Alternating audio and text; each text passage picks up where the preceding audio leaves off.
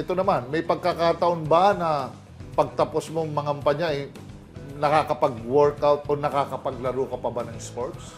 Ay, hindi mo maalis yan eh. Sa amin, lalo na ako, hindi mo maalis yan. Hindi mo maalis yan.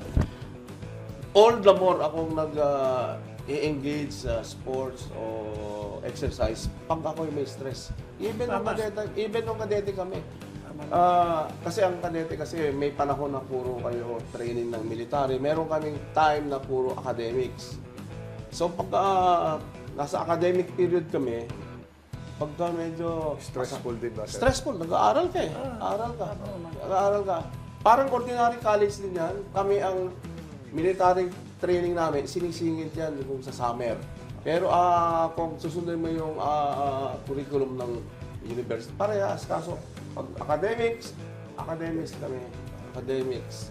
So,